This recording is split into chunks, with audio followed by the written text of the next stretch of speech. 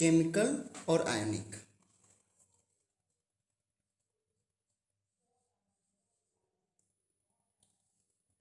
Equilibrium क्या होता है? Simply we can define the state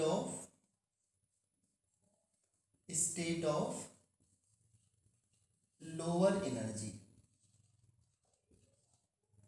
the state of minimum energy.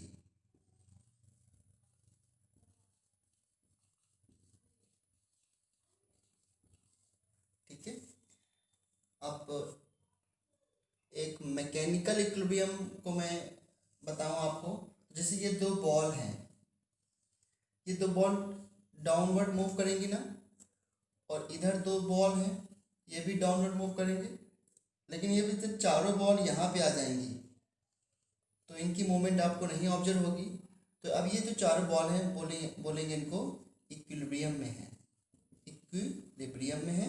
और यहाँ पे इनकी एनर्जी हाई थी, यहाँ पे एनर्जी हाई थी, लेकिन यहाँ पे क्या है, they are in state of lowest energy.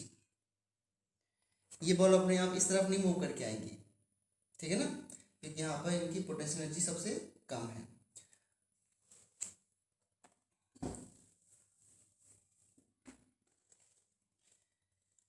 अब इसको हम केमिस्ट्री में कैसे अप्लाई करेंगे? इक्विलिब्रियम हमको, ये माइक किसने ऑन किया है? सक्षम क्या कर रहे हो आप?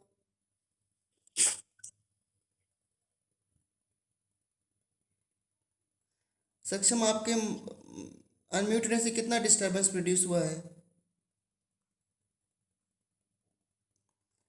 और कुछ बच्चे अभी छोटे भाई ने कर रहे हैं। हाँ, कुछ बच्चे अभी ज्वाइन कर रहे हैं। कल से मैं ना 8:15 पर मीटिंग लॉग कर दूंगा, उसके बाद वही अटेंडेंस स्कूल में भेज दूंगा जितने बच्चे आएंगे।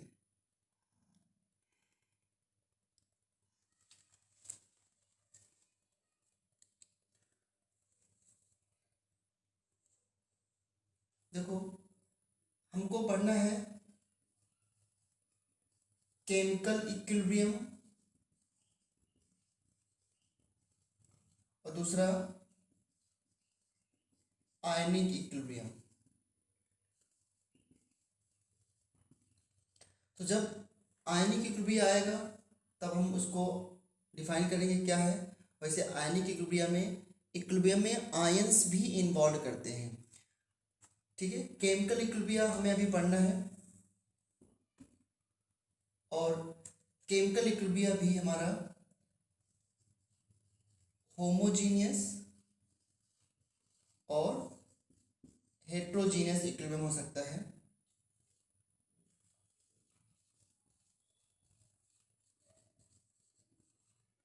इक्विलिब्रियम हो सकता है। अभी आपके कोई टर्म क्लियर नहीं है कि, और हमको ये भी पता है कि इक्विलिब्रियम मतलब the state of minimum energy, ठीक है। तो चलो अब हम इन सभी टर्म्स को सीखते हैं कि क्या है होमोजेनियस इक्विलिब्रियम, क्या है हेट्रोजेनियस इक्विलिब्रियम। ओके, क्या है केमिकल इक्विलिब्रियम? अच्छा, केमिकल इक्विलिब्रियम में केमिकल चेंज होता है, ये तो समझ सकते हो आप। केमिकल इक्विलिब्रियम में केमिकल चेंज होता है, मीन्स न्यू सब्सटेंस फॉर्म होता है। और एक होता है फिजिकल इक्विलिब्रियम। फिजिकल इक्विलिब्रियम में सब्सटेंस न्यू सब्सटेंस फॉर्म नहीं होता है। फिजिकल इक्विलिब्रियम, फिजिकल इक्विलिब्रियम जैसे कि मैं वाटर लिक्विड से वाटर गैस लिख देता हूँ ऐसे, तो देखो ध्यान से, रिएक्टर में जो कंपाउंड है उसका फॉर्मूला क्या है, वाटर। और जब वाटर वेपर बनेगा तभी कंपाउंड क्या है, वाटर। वाटर उसका फॉर्मूला क्या है, H2O। तो अगर न्यू सब्सटेंस फॉर्म ना हो, न्यू सब्सटेंस अगर फॉर्म नहीं होता है, then it is called physical equilibrium. Same substance हो दोनों साइड।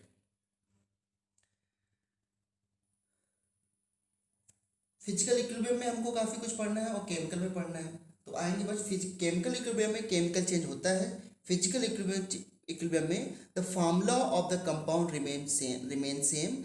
ये स्टेट के बीच में इक्विलिब्रियम होता है, सॉलिड और लिक्विड में, लिक्विड और गैस में, गैस एंड सॉलिड में, लाइक दैट, ठीक है ना। तो फिजिकल इक्विलिब्रियम में फार्मूला जो है वो चेंज नहीं होता है।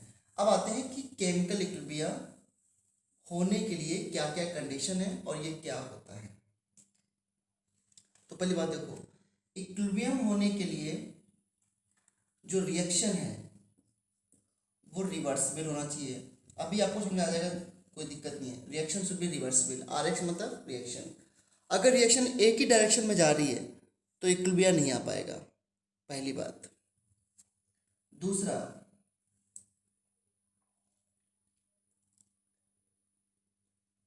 जो कि इंपॉर्टेंट पॉइंट है, rate of forward reaction, rate of forward reaction equal to rate of backward reaction होना चाहिए। Rate of forward reaction should be equal to the rate of backward reaction. Forward reaction क्या होता है? Formation of product. और backward reaction क्या होती है? Formation of reactant. अब रेट का मतलब यहाँ पे क्या है? What is rate over here? So rate यहाँ पे होता है, आप इसको समझ सकते हो स्पीड, स्पीड कह दो, वेलोसिटी कह दो ऑफ द रिएक्शन। किसी रिएक्शन में दो वेलोसिटी हैं, रिएक्टेंट से प्रोडक्ट बनने की स्पीड और प्रोडक्ट से रिएक्टेंट बनने की स्पीड। अगर ये दोनों एक स्पीड एग्जैक्टली इक्वल हो जाती हैं तो हम ये कहते हैं बच्चों कि जो हमारी रिएक्शन है ना वो इक्विलिब्रियम में है।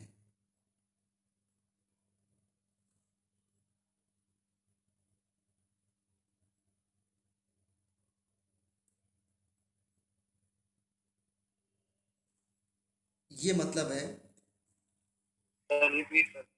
इक्विलिब्रियम का। ओके, अभी करता हूँ।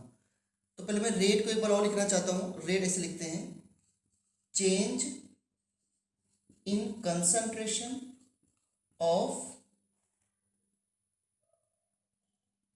या मैं सिर्फ इतना लिखता हूँ, change in concentration of reactant, reactant और product divide by change in time. Rate को ऐसे कह सकते हैं,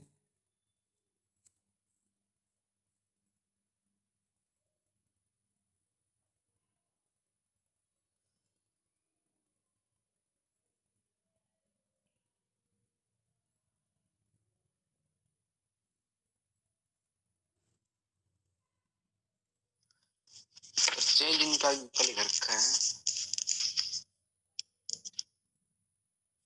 क्या बोला आपने? चेंज इनका लिख रखा है सर आपने। चेंज इन टेम्परेचर लिख रखा है,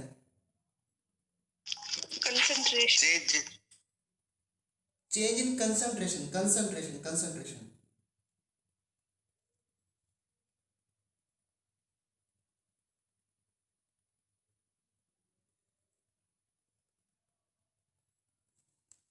चलो अब जरा समझो इन पॉइंट को सारे को। किसी बच्चे ने बोला कि इसको रिपीट कर दो, तो मैंने अभी इतना कहा है और कोई बड़ी बात नहीं की है।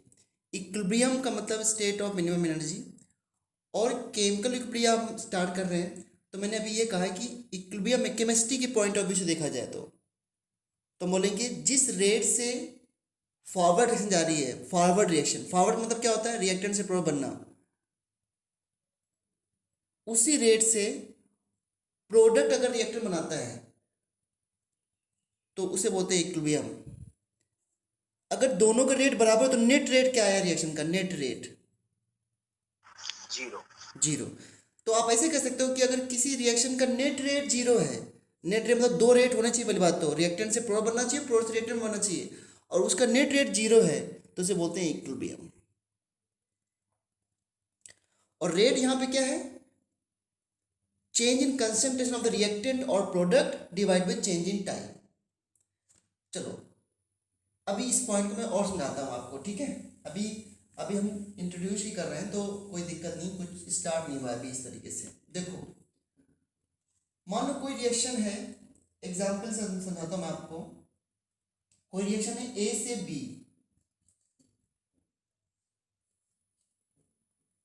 अब ए से बी जा रहे हैं और जब बी की अमाउंट कुछ हो गई तो बी के मॉलिक्यूल ने आपस में रिएक्ट करना स्टार्ट कर दिया और बी से क्या बन गया, ए। ये इक्विलिब्रियम का साइन है। ए से बी जा रहा है, बी से ए जा रहा है। अब जिस रेट से ए से बी में कन्वर्जन हो रहा है उसी रेट से बी ए में कन्वर्ट हो रहा है, बहुत फास्ट, जिसको हम नेकेड आई से नहीं ऑब्जर्व कर सकते हैं। तो हम बोलेंगे रिएक्शन में क्या आ गया, इक्विलिब्रियम। अब मैं आपको बोलूँ कि इसका रेट लिखो, रेट, तो रेट कैसे लिखेंगे? आपको पता है यहाँ दो रिएक्शन है। कौन सी दो रिएक्शन है? एक है ए से बी और दूसरी कौन सी है, बी से ए। हाँ, दो रिएक्शन हो रही है ना एक साथ। अब रेट क्या होता है? रेट मैंने बोला, एक चीज मुझे क्वेश्चन बताएगा, टाइम के साथ ए चेंज हो रहा है कि नहीं हो रहा है? टाइम के साथ ए चेंज, किसी भी टाइम पे रिएक्शन स्टार्ट कर सकते हो, टाइम के साथ ए चेंज हो रहा है। टाइम के साथ ए की कंसंट इंक्रीज हुई या डिक्रीज हुई इनिशियली? Sir decrease. डिक्रीज। आप अगर कंसंट्रेशन नहीं बोलना चाहते हो, कंसंट्रेशन होता है मोल पर लीटर, मोलैरिटी का मतलब कंसंट्रेशन है मोल कंसेप्ट में। तो आप बताओ इनिशियली ए के मोल्स इंक्रीज हो रहे हैं डिक्रीज हो रहे हैं? डिक्रीज। डिक्रीज। हाँ, एक इतना स्लो चलाओ, एक एक पॉइंट को धीरे बोलो और बिल्कुल अच्छे समझ लिया करो चीज़ों को, फिर बाद में बिल्कुल नहीं कहा करो कि सर ये चीज़ नहीं समझ में आया। इसलिए जब तक नहीं समझ में आए आगे बढ़ाई मत करो। तो टाइम के साथ ए के मोल डिक्रीज हो रहे हैं, ये बिल्कुल सिंपल सी बात है। तो टाइम के साथ जब किसी चीज़ को हम देखते हैं, ऑब्जर्व करते हैं कि कितना इंक्रीज या कितना डिक्रीज हुआ है, तो वो क्या होता है, रेट। जैसे ध्यान देना, जैसे आपने कह दिया कि हमने सर थर्मोडायनामिक्स पूरी बहुत अच्छे से ख़त्म कर ली है, लेकिन थर्मोडायनामिक्स आपने पूरी अच्छे से ख़त्म कर ली है, लेकिन कब ख़त्म की? जब थर्मोडायनामिक्स के एग्ज़ाम हो गए और सब कुछ हो गया। तो उस ख़त्म करने से कोई ज़्यादा गेन हुआ क्या? मार्क्स तो आपको पहले आ चुके थे, जो खराब हो ज़्यादा आने आने थे वो आ गए। तो देखो, केमिस्ट्री में जब हम बात कर रहे हैं तो थर्मोडायनामिक्स ने हमको क्या दिया? थर्मोडायनामिक्स ने हमको क्या दिया? तो आप कह सकते हो थर्मोडायनामिक्स ने हमको नंबर नहीं दिए, बाकी तो क्या ही दिया। लेकिन थर्मोडायनामिक्स का मतलब ये था कि क्या कंडीशन है कि किसी केमिकल रिएक्शन को कराया जा सके। तो thermodynamics provides us some conditions at which reaction can be feasible. Feasible मतलब रिएक्शन हो सकती है, वो कंडीशन हमको थर्मोडायनामिक्स बताता है। केमिकल इक्विलिब्रियम जानते हो क्या बताता है? केमिकल इक्विलिब्रियम में हम ये सीखेंगे, अभी पता चल जाएगा चैप्टर जब खत्म होने वाला होगा, कि वो कौन सी कंडीशन है जिसमें प्रोडक्ट को मैक्सिमाइज किया जा सके। और तीसरा चैप्टर एक केमिकल काइनेटिक्स है जो कि 12th में पढ़ोगे, वो ये बताता है कि कितने टाइम पर प्रोडक्ट को मैक्सिमाइज कर सकते हो। क्या तीनों बातें कोई बच्चा मुझे रिपीट कर सकता है कि मैं क्या समझाना चाह रहा हूँ आपको, कि तीनों चैप्टर का क्या मतलब है? फिर से मैं रिपीट करता हूँ फास्ट से। थर्मोडायनामिक्स बताता है कि रिएक्शन कब हो सकती है, केमिकल इक्विलिब्रियम बताता है कि रिएक्शन किस कंडीशन पे मैक्सिमम हो सकती है। मैक्सिमम कंडीशन का मतलब क्या होता है? प्रोडक्ट की क्वांटिटी ज़्यादा है, रिएक्टेंट की क्वांटिटी ज़्यादा? प्रोडक्ट। और तीसरी बात यह है केमिकल काइनेटिक्स जो ये बताता है कि कितने टाइम हो सकती है, क्योंकि अगर टाइम मिसिंग है तो कोई फ़ायदा है कोई प्रोसेस होने का? अगर एक प्रोसेस हमको उसकी नीड है 2 दिन में ख़त्म होने की और वो प्रोसेस 2 साल में ख़त्म हो रहा है तो वो बेकार है। इसलिए टाइम भी बहुत इंपॉर्टेंट है कि टाइम के साथ चीज़ों को कर लिया जाए। ठीक है, तो केमिकल इक्विलिब्रियम में हमें ये पढ़ना होता है what are the factors which maximize the product. Now tell me, अभी मैंने इतना समझो आपको इंट्रोड्यूस किया है केमिकल इक्विलिब्रियम में। अब बताओ केमिकल इक्विलिब्रियम का क्या पर्पज है, कौन रिपीट कर रहा है, जल्दी बताओ मुझे। प्रोडक्ट मैक्सिमाइज करने की क्या कंडीशन? मैक्सिमम कब हो सकता? हाँ, कंडीशन का मतलब what are the condition of pressure, what is the condition of volume, temperature, catalyst, सारे इफेक्ट देखने हैं हमको कि वो कौन से इफेक्ट हैं जो प्रोडक्ट की तरफ रिएक्शन को ज़्यादा लेके जाएंगे। अंडरस्टूड? और रेट का मतलब होता है कि टाइम के साथ रिएक्टेंट कैसे चेंज हो रहा है और टाइम के साथ प्रोडक्ट कैसे चेंज हो रहा है। अभी अभी आप बच्चों ने बोला कि टाइम के साथ इनिशियली ए डिक्रीज होगा, यस तो मैं कैसे लिखूंगा, रेट अगर मुझे ए के टर्म लिखना हो तो देखो क्या होगा, change in concentration of A, change in concentration of A divide by change in time, change in time, ठीक है। और कंसंट्रेशन मोल पर लीटर होता है, कंसंट्रेशन का ये साइन होता है, जब कोई चीज इस तरह ब्रैकेट में लिखी होती है दैट इज ए कंसंट्रेशन। अगर मैं ऐसे पढ़ूं, ऐसे लिख देता हूँ Cl माइनस, तो क्या पढ़ोगे इसको, क्लोराइड आयन। और अगर मैं ऐसे लिख देता हूँ Cl माइनस, तो क्या पढ़ोगे, कंसंट्रेशन ऑफ क्लोराइड आयन। इसका मतलब होता है moles upon volume in litre, concentration of chloride ion. जैसे इसको क्या पढ़ोगे आप लोग, ऐसे ब्रैकेट में लिखा हो तो क्या पढ़ोगे इसको, concentration of hydrogen ion H positive ion. हाँ, इसका मतलब क्या होता है, moles of H divide by volume, concentration मतलब मोल्स अपॉन वॉल्यूम, ध्यान रखना। अब तो बहुत बार न्यूमेरिकल में आएगा, कोई चिंता की बात नहीं है। तो इस तरीके से हम लिखेंगे change in concentration of A divide by change in time, और चेंज इन कंसंट्रेशन ऑफ ए को कैसे लिखेंगे, चेंज का साइन डेल्टा हो गया और कंसंट्रेशन का साइन ये हो गया, और यहाँ पे लिख दिया ए डिवाइड बाई डेल्टा टी। बताओ बच्चों, क्लियर है? Yes sir. Yes sir. Okay, ये हो गया रेट ऑफ चेंज ऑफ ए। अब मुझे बताओ टाइम के साथ ए डिक्रीज हो रहा है या इंक्रीज हो रहा है? Decrease. डिक्रीज, तो इसलिए मैंने यहाँ पे माइनस साइन लगा दिया। आल्दो ये रेट लिखना सब चैप्टर केमिकल काइनेटिक्स में है यार, फिर से मैं तो रेट लिखना समझना सब केमिकल काइनेटिक्स में 12th में चैप्टर है। बस यहाँ पर रेट को ये पहली और आखिरी बार डिफाइन कर रहा हूँ, अभी रेट की हमको कोई जरूरत नहीं पड़ेगी, लेकिन फिर भी इस चैप्टर में रेट का वर्ड आया तो थोड़ा समझना है। माइनस साइन क्यों लगाया है, बिकॉज टाइम के साथ ए डिक्रीज हो रहा है, और साइन की कोई जरूरत ही नहीं थी यहाँ पे, मुझे रेट और ना रेट पे कोई क्वेश्चन इस तरह मिलेगा आपको। अगर मैं rate in terms of B लिखूँ तो कैसे लिखूंगा, rate equal to change in concentration of B divide by change in time, तो मैं कैसे लिखूंगा, delta V upon delta T. Time के साथ बी बढ़ रहा है, तो ये क्या बी के रिस्पेक्ट में रेट ऐसे लिख सकता हूं मैं? Yes sir. हाँ, अब जिस रेट से ए डिसअपियर हो रहा है, ठीक है, जिस रेट से ए कंज्यूम हो रहा है, या ऐसे कह सकते हैं कि ए से बी जाने का रेट और बी से ए जाने का रेट अगर दोनों बराबर हैं तो रिएक्शन इक्विलिब्रियम में होगी, ये मतलब है। और दो रेट का मतलब यहाँ पे क्या है, मैं बार बार पूछूंगा कि साइन मैंने अभी आपसे कुछ नहीं पूछे जाएंगे, बस आपसे ये पूछा जाएगा कि रेट कैसे लिखते हैं। तो रेट होता है change in concentration of reactant divide by time, change in concentration of product divide by time.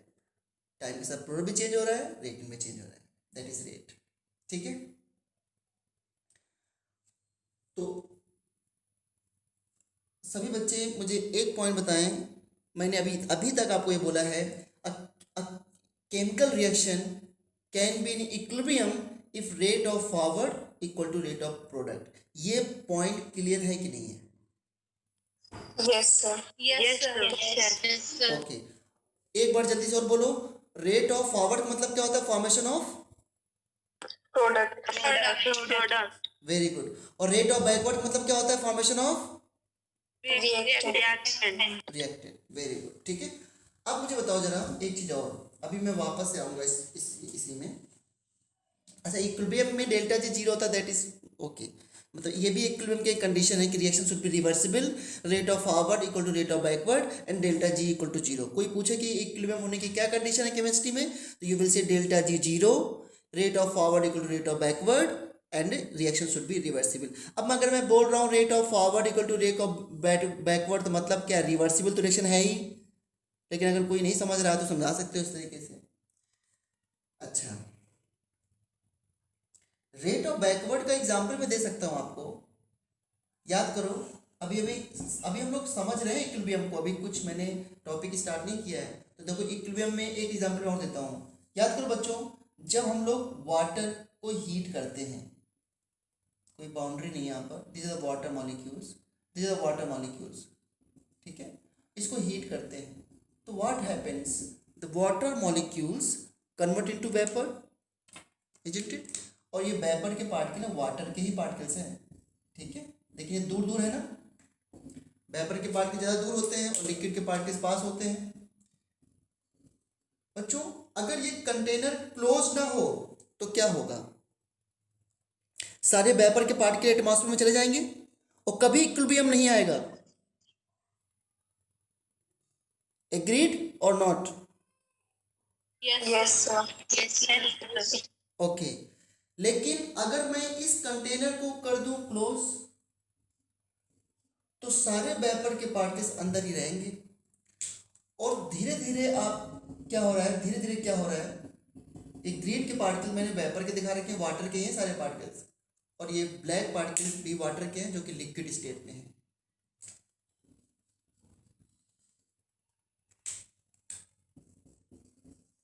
ठीक है, जब वेपर के पार्टिकल बहुत ज़्यादा हो जाएंगे तो वो भी तो पास में आने लग जाएंगे, और जब पास आएंगे तो वेपर के पार्टिकल्स कंडेंस होकर के क्या बनने लग जाएंगे? वाटर। और वाटर बनेगा और वाटर किस में कन्वर्ट होता रहेगा? वेपर में। और ये क्या आ गया बताओ?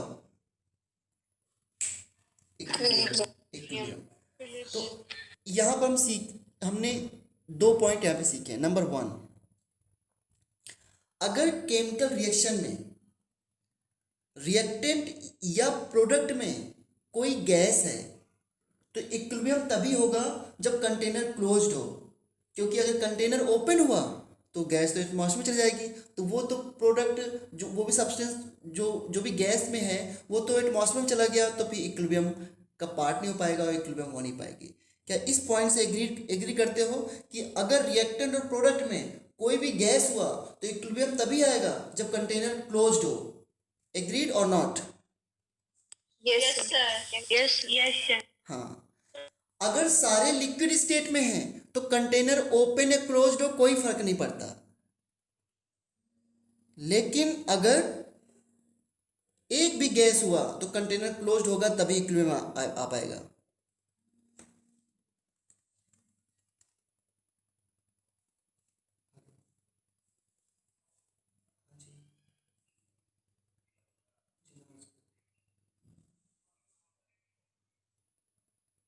हाँ सर, क्लास में था सर, बताइए सर। हाँ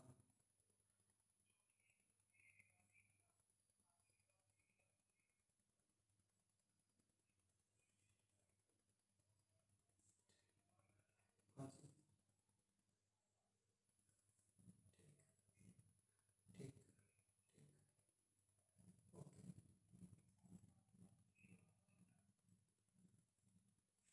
जी जी जी। F1 11 F1।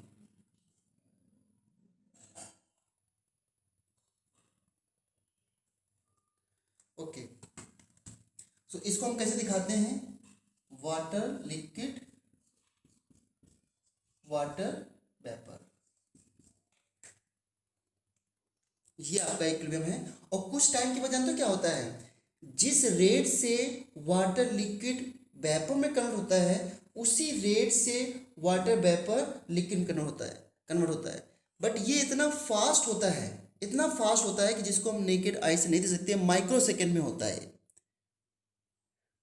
तो ऐसा हमको लगता है कि रिएक्शन स्टॉप हो गई है, बट एक्चुअल में रिएक्शन स्टॉप नहीं होती, रिएक्शन चलती रहती दोनों तरफ से। बहुत फास्ट लिक्विड से वाटर में कन्वर्ट होता है और वाटर लिक्विड में कन्वर्ट होता है। तो पहला पॉइंट जो मैंने कहा, दूसरा पॉइंट यहाँ पे क्या समझने वाला है कि इक्विलिब्रियम डायनामिक है या स्टैटिक है? The equilibrium is dynamic. Static मतलब क्या होता है? स्टैटिक मतलब ये होता है कि जितना वाटर क्वांटिटी है वो बन चुकी है, जितना गैस बनना है वो बन चुका है, मतलब ये दोनों की अमाउंट जो है वो फिक्स हो गई। अब ना वाटर वेपर इसमें कन्वर्ट हो रहा है और ना वाटर लिक्विड इसमें कन्वर्ट हो रहा है, तो इसे बोलते हैं static. But no, equilibrium dynamic है। डायनामिक मतलब दोनों तरफ रिएक्शन चलती रहती है, हाँ, बट इनकी कंसंट्रेशन में चेंज नहीं आ रहा है टाइम के बाद। क्यों चेंज नहीं आ रहा है? क्योंकि माइक्रो सेकेंड में मान लो इसके 2 पार्टिकल यहाँ पे कन्वर्ट हो गए तो उसके अगले सेकेंड में ये यहाँ इसमें कन्वर्ट हो गए, तो कंसंट्रेशन में कोई मेजर चेंज आपको नहीं दिखेगा। तो इक्विलिब्रियम का मतलब यहाँ पे ये भी है कि concentration of reactant and product क्या ऑब्जर्व होने लग जाए आपको, कांस्टेंट। क्या मैंने बताया, the concentration of reactant and product जो है वो कांस्टेंट ऑब्जर्व होने लग जाए, तब समझ लेना कि इक्विलिब्रियम आ गया है। अगर रिएक्टेंट से प्रोडक्ट बनता जा रहा है तो इक्विलिब्रियम नहीं आता है।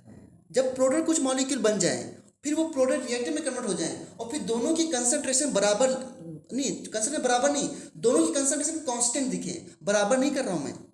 जब दोनों की कंसंट्रेशन में चेंज ना दिखे, दोनों प्रेजेंट हो, दोनों की कंसंट्रेशन में चेंज ना दिखे, दैट इज इक्विलिब्रियम। तो composition of the reactant and product becomes constant at equilibrium. लेकिन यहाँ पे फिर से मैं कह रहा हूँ कि कांस्टेंट का मतलब यहाँ पे ये नहीं है कि रिएक्शन स्टॉप हो गई है, रिएक्शन अभी भी चल रही है, बहुत फास्ट तरीके से रिएक्टेंट से प्रोडक्ट और प्रोडक्ट से रिएक्टेंट कन्वर्ट हो रहा है, बट उसको हम ऑब्जर्व नहीं कर सकते।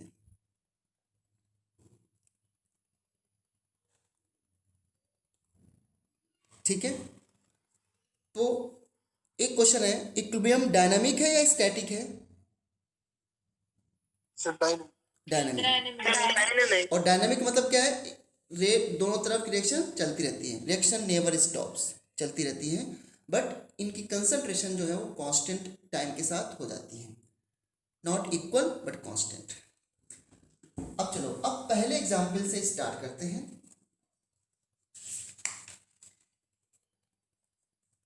फिर मैं फिजिकल इक्विलिब्रियम में भी आऊंगा, पहले मैं केमिकल इक्विलिब्रियम को डिस्कस करता हूँ। So let us consider a chemical reaction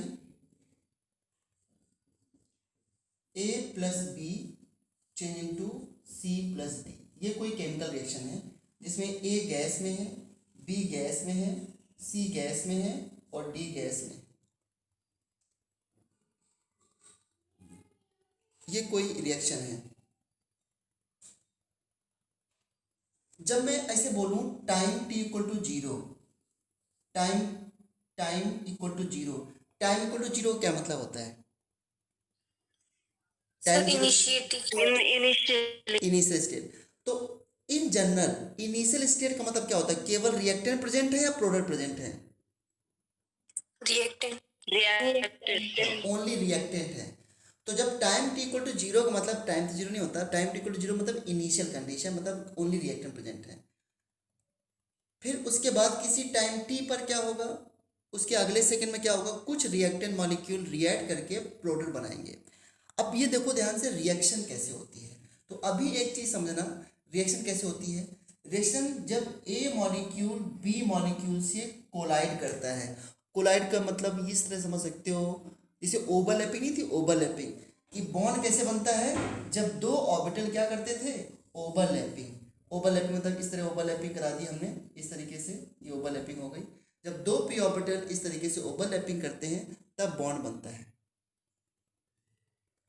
तो यहां पे मैं बोल रहा हूं कि बॉन्ड तभी फॉर्म होगा जब रिएक्टेंट मॉलिक्यूल आपस में कोलाइड करेंगे। कोलाइड समझते हो ना, टकराना। क्यों?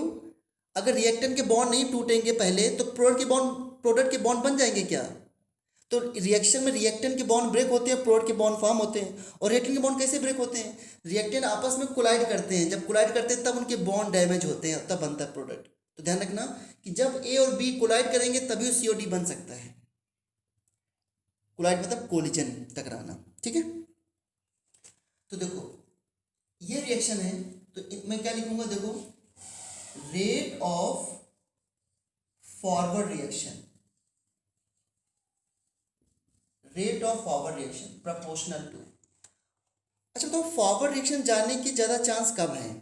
जब ए और बी की क्वांटिटी ज्यादा हो या कम हो? सर ज्यादा। हाँ, बिल्कुल सही बात। तो क्वांटिटी ज्यादा मतलब कंसंट्रेशन ज्यादा हो, तो rate of forward reaction will be more when the concentration of A and B is more, proportional to concentration of A and concentration of B।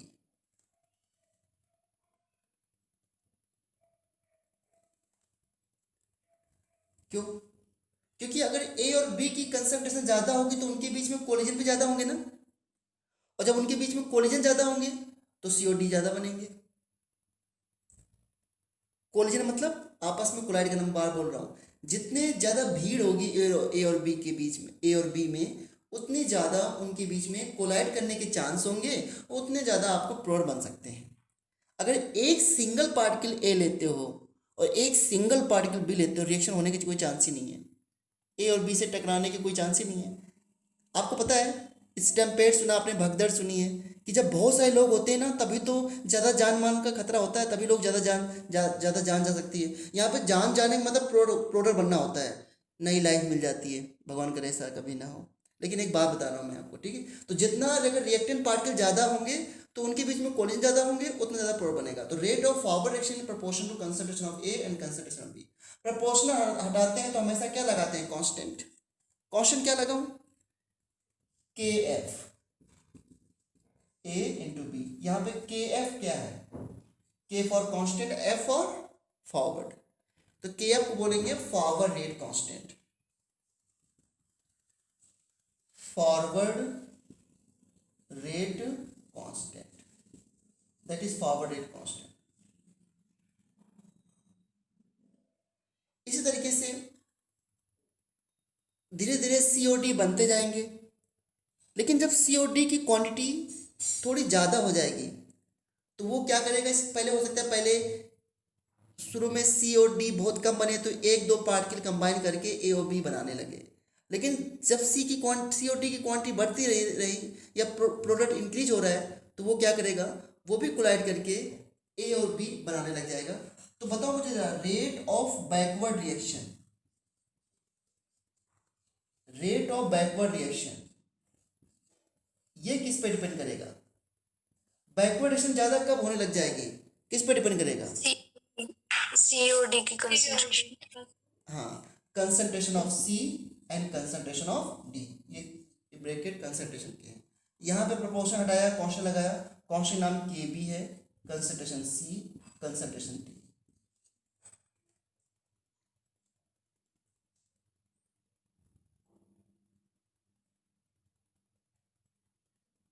जहाँ पे KB क्या है, backward rate constant, KB is a backward rate constant, backward rate constant, ठीक है। तो जब reaction A plus B से C plus D में जा रही है और C plus D A plus B में जाने लग गई तो इक्विलिब्रियम कब आएगा, जब ये दोनों रेट क्या हो जाए, इक्वल, ठीक है। तो हाँ, मैं लिखूंगा at equilibrium, at equilibrium forward rate constant, rate of forward reaction equal to rate of backward reaction, rate of forward equal to rate of backward, दोनों लिख दो, दोनों हम लिख देते हैं। फॉरवर्ड क्या था, KF concentration of A into concentration of B, backward क्या है, KB concentration of C concentration of D,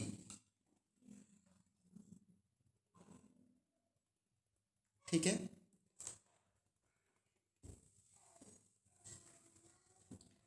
अब इन दोनों को इक्वेट किया तो मैं इसे लिख सकता हूं KF upon KB equal to concentration of C into concentration of D upon concentration of A and concentration of B, इस तरीके से। KF क्या है फिर से बताना, फॉरवर्ड रेट कांस्टेंट, और KB क्या है, backward rate constant. Backward rate constant. इस रेशियो को, ये भी रेट कांस्टेंट बोल रहा हूं, इस रेशियो को बोलते हैं इक्विलिब्रियम कांस्टेंट।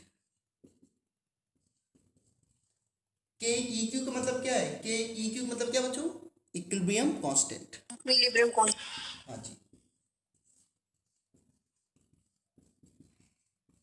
तो किसी रिएक्शन में अगर इक्विलिब्रियम है तो उसका के इक्विलिब्रियम इस तरह लिख सकते हैं, ऊपर इक्विलिब्रियम कांस्टेंट में ऊपर कौन आता है, प्रोडक्ट, और नीचे कौन आएगा हमेशा, रिएक्टेंट। हाँ जी।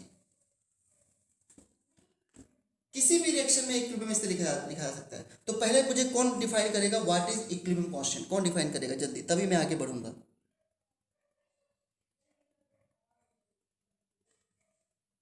Who will define equilibrium constant?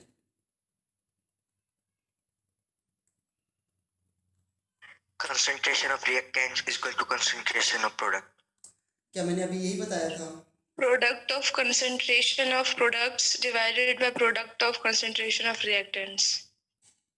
Okay, ठीक है, बेटर। लेकिन अभी मैंने बताया कि ये equilibrium constant is the ratio, किसका रेशियो है ये जो आपने बताया वो है, लेकिन और अच्छे से कैसे बोलेंगे? इक्विलिब्रियम कांस्टेंट क्या होता है? Ratio of forward rate constant to the backward rate constant. Backward rate constant. हाँ, Backward reaction constant. हाँ, तो इसको क्या देखो कैसे डिफाइन करेंगे? It is the ratio of, it is ratio of forward rate constant to the backward rate constant.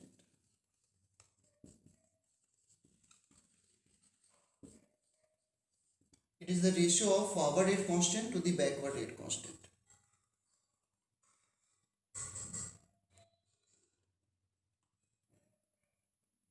ये होता है। अब इसकी यूनिट क्या होगी वो डिपेंड करेगी कि कंसंट्रेशन क्या है यहाँ पर। अब कंसंट्रेशन मोल पर लीटर, मोल पर लीटर, मोल पर लीटर, तो यहाँ पे तो कैंसिल हो गया, तो इसकी ये तो डायमेंशनलेस हो गया इस पर्टिकुलर इक्विलिब्रियम के लिए। तो कैसा इक्विलिब्रियम है उस पर यूनिट इसी पे डिपेंड करती है। अगर वहाँ पे यहाँ पे स्क्वायर हो जाता तो फिर यूनिट कुछ ना कुछ आ जाती है, तो हम सीखेंगे यूनिट, है ना। तो इस तरीके से इक्विलिब्रियम लिखा जाता है। अगर मान लो कोई रिएक्शन ऐसे है, ध्यान देना, एग्जाम्पल, कोई रिएक्शन है A change into B plus C, अगर इस तरह लिखी हुई है, ये गैस है, ये भी गैस है। अच्छा, पहले एक बात और समझ लेना, एक टर्म है, अगर इक्विलिब्रियम में सारे सब्सटेंस एक ही स्टेट में हैं और नया कंपाउंड बन रहा है तो उसे बोलते हैं होमोजीनियस केमिकल इक्विलिब्रियम। मैंने क्या रिपीट किया? अगर रिएक्टेंट और प्रोडक्ट की स्टेट सेम है तो उसे क्या बोलेंगे? होमोजीनियस या हेट्रोजीनियस इक्विलिब्रियम? Homogeneous. हाँ, तो इन सब वर्ड से कंफ्यूज मत होना। अगर मान लो ये रिएक्शन में लिखता हूँ CaCO3 सॉलिड से CaO solid plus CO2 gas, और मैंने कह दिया कि ये इक्विलिब्रियम है। अब बताओ, पहले बताओ ये केमिकल है फिजिकल है? पहले ये बताओ मुझे, केमिकल है फिजिकल है? Chemical. केमिकल में नया कंपाउंड फॉर्म होता है। केमिकल का मतलब केमिकल चेंज। अब वाटर आइस से वाटर लिक्विड जाओगे तो कोई केमिकल चेंज तो ना, ये तो फिजिकल चेंज है, तो ये केमिकल चेंज है। अब बताओ इसमें सेम स्टेट है डिफरेंट स्टेट है सब्सटेंस की? Different. तो इसे क्या बोलेंगे? Chemical equilibrium, sorry, homogeneous chemical equilibrium या हेट्रोजीनियस केमिकल इक्विलिब्रियम? हेट्रोजीनियस का मतलब डिफरेंट। वेरी गुड, ठीक है। तो अभी मैंने जो क्वेश्चन कराया है वो आपको होमोजीनियस केमिकल इक्विलिब्रियम में कराया है, ठीक है। तो देखो, अगर मैं इसका इक्विलिब्रियम कांस्टेंट लिखना चाहूँ तो आपको बार बार फॉरवर्ड और बैकवर्ड नहीं लिखना है, सीधा क्या लिख दो, ऊपर प्रोडक्ट रहेगा तो प्रोडक्ट की कंसंट्रेशन और नीचे रिएक्टेंट रहेगा, रिएक्टेंट कंसंट्रेशन, बस हो गया इसका इक्विलिब्रियम। अगर मान लो ये रिएक्शन है 2A चेंज इनटू 3B, ये गैस, सॉरी 3B और ये गैस है, इसका केमिकल इक्विलिब्रियम लिखना है, इक्विलिब्रियम कांस्टेंट लिखना है। तो कैसे लिखोगे? जो कोफिशिएंट हो ना वो पावर में कर दो, कंसंट्रेशन ऑफ D की power 3 divide by concentration of A की पावर 2, ऐसे लिख सकते हैं। अब कह सकते हो सर ऐसे कैसे लिखे? तो आप 2A लिख सकते हो A प्लस A, और इसको क्या लिख सकते हो? D plus D plus D। जब रेट ऑफ फॉरवर्ड लिखोगे तो A इंटू A यानी कि A का स्क्वायर, और जब रेट ऑफ बैकवर्ड लिखोगे तो क्या लिखोगे? D into D into D यानी D का क्यूब। तो जो कोफिशिएंट है वो पावर में लिख सकते हो, और हमेशा ऊपर क्या रहेगा? रिएक्टेंट या प्रोडक्ट? हमेशा जो है प्रोडक्ट रहेगा, ठीक है। जैसे एक और बताओ, फिर मैं आगे बढ़ाता हूँ आपको। जैसे मान लो रिएक्शन है, example 2A plus B into 3C plus D, ये सभी गैस में है। गैस का मतलब होमोजीनियस केमिकल इक्विलिब्रियम, हाँ क्या है ये?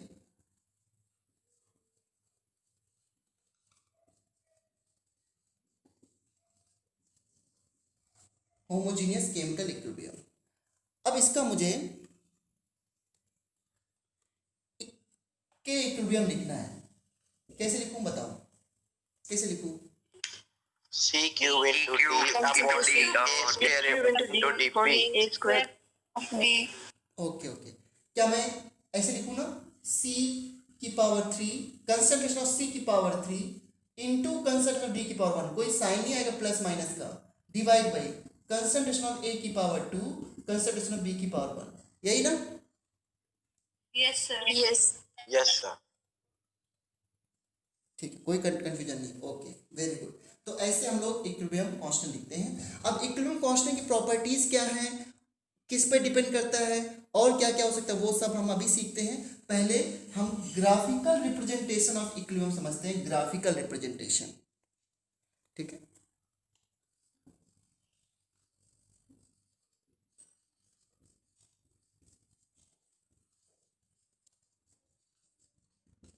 ग्राफिकल रिप्रेजेंटेशन ऑफ इक्विलिब्रियम, ठीक है। देखो सबसे पहले मैंने आपको यही सिखाया था, we are going from A to B, यहाँ पे दो रिएक्शन है, ए से बी और बी से ए।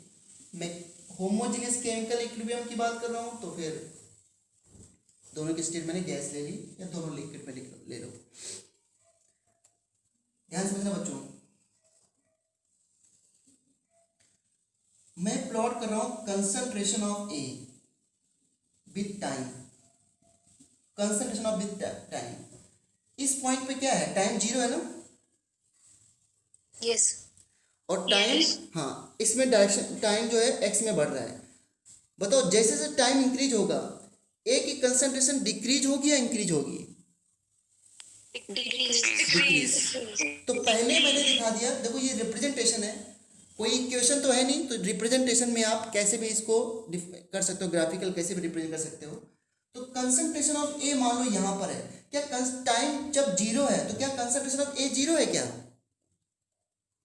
No, sir. No, sir. Okay No, sir. तो क्या मैं टाइम के साथ ए ऐसे डिक्रीज हो रहा है, मैं ऐसे दिखा सकता हूँ, देखो टाइम के साथ ए डिक्रीज हो रहा है, लेकिन थोड़ी देर बाद है तो क्या हो जाएगा, ए कांस्टेंट भी हो जाएगा। देखो टाइम के साथ ए डिक्रीज हुआ, अभी मैं दिखाता हूँ यहाँ से, ये टाइम के साथ आपका ए जो है वो डिक्रीज हो रहा है, लेकिन थोड़ी देर बाद मैंने क्या कर दिया, कांस्टेंट कर दिया। क्लियर है सबको? तो concentration of A is decreasing and after some time it become constant. Okay अच्छा, यहाँ पे कंसंट्रेशन A दिखाया मैंने और यहाँ पे कंसंट्रेशन B दिखा रहा हूँ। कंसंट्रेशन B को मैंने, ये कंसंट्रेशन ऑफ B है यहाँ पर इस पॉइंट पे, टाइम t इक्वल टू 0 पर B को 0 मान सकता हूँ ना? Yes. Yes, sir. Okay time के साथ B की कंसंट्रेशन इंक्रीज होनी है डिक्रीज होनी है? Increase. इंक्रीज। देखो B हमारा इंक्रीज हो रहा है टाइम के साथ इस तरीके से, इंक्रीज, तो मैं इसको ऐसे दिखा रहा हूँ, इंक्रीज होता जा रहा है, लेकिन थोड़ी देर बाद क्या हुआ, B की कंसंट्रेशन भी क्या हो गई, constant. You can see that.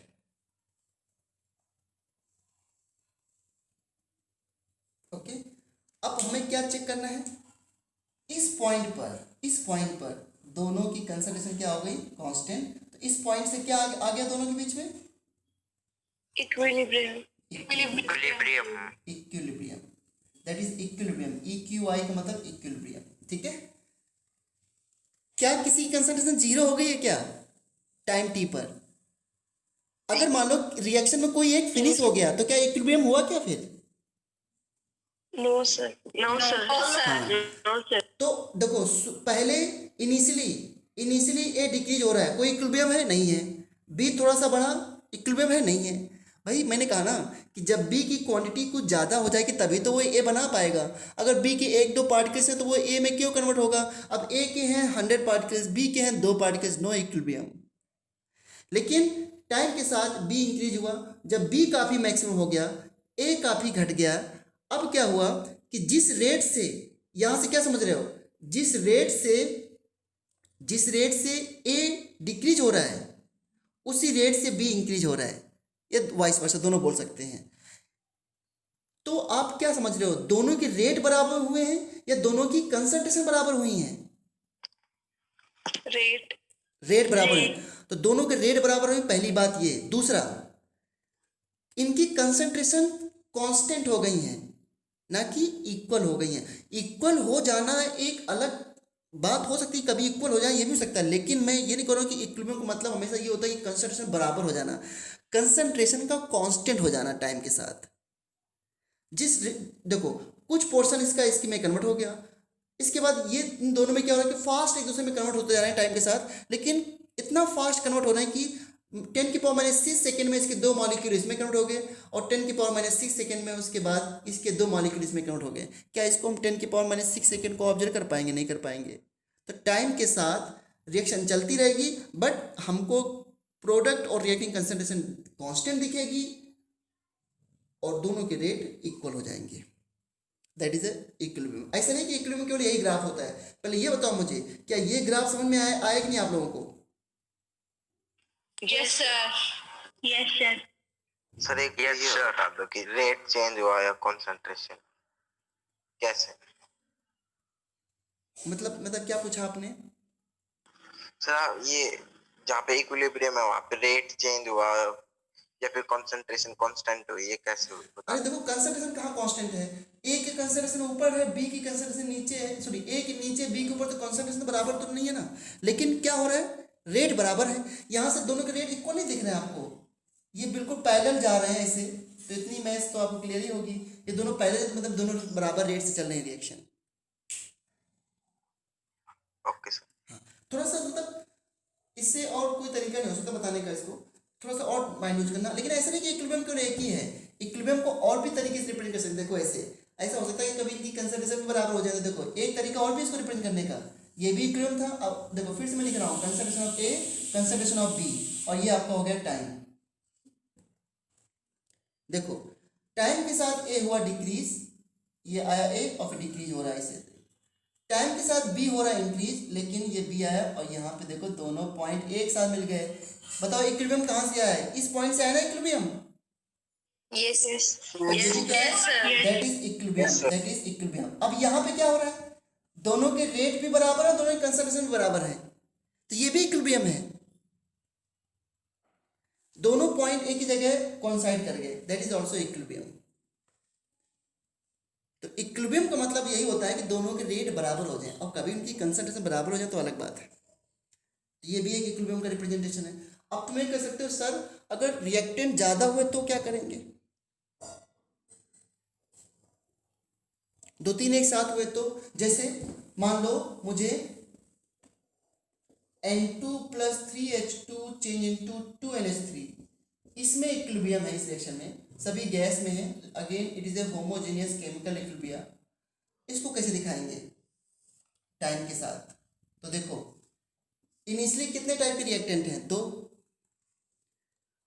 अब जरूरी है कि मैं N2 और H2 की वैल्यू सेम लूं? ऐसा जरूरी नहीं ना। तो मान लो कि कंसंट्रेशन ऑफ H2 यहाँ पे है और कंसंट्रेशन ऑफ N2 यहाँ पे है, ठीक है बच्चों। और यहाँ पर किसकी कंसंट्रेशन होगी? अमोनिया की। अंडरस्टूड? Yes, sir. टाइम के साथ किसको डिक्रीज होना है पहले? N2 और H2 को। Into rest.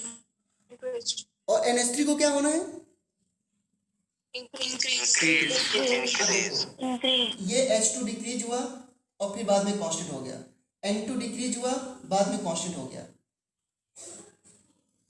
और NH3 इंक्रीज हुआ बाद में कांस्टेंट हो गया। अब थोड़ा सा अच्छे से दिखाना पड़ेगा जरा से, ये यहाँ पर ये। अब बताओ इन पॉइंट से इसमें क्या आ गया, इनके बीच में क्या आ गया बताओ? Equilibrium, Equilibrium. क्योंकि तीनों का रेट बराबर हो गया, बस दैट इज इक्विलिब्रियम। अब तुम कह सकते सर आपने H2 को ऊपर क्यों दिखाया? तो मैंने कब कहा कि आप N2 को ऊपर मत दिखाओ?